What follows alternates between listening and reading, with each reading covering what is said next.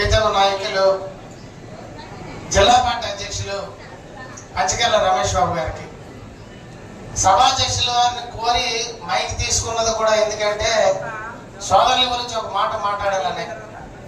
వారు రాజకీయాల్లోకి వచ్చి 2009 సంవత్సరంలో పెందుర్తి శాసనసభ్యుడిగా ప్రజారాజ్యం పార్టీ తరఫున పోటీ చేసి అక్కడ శాసనసభ్యుడికి ఎన్నిక కాబట్టి అనతి కాలంలోనే మన విశాఖపట్నం జిల్లా ప్రజారాజ్యం పార్టీకి అధ్యక్షులుగా, జిల్లా పార్టీ అధ్యక్షులుగా పనిచేశారు.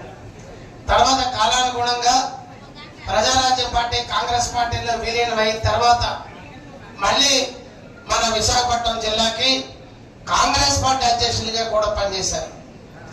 తర్వాత 2014 ఎన్నికలకు ముందు మన తెలుగుదేశం పార్టీలో చేరి 2015-16 సంవత్సరంలో తెలుగుదేశం పార్టీ జిల్లా పార్టీ అధ్యక్షులుగా పనిచేశారు.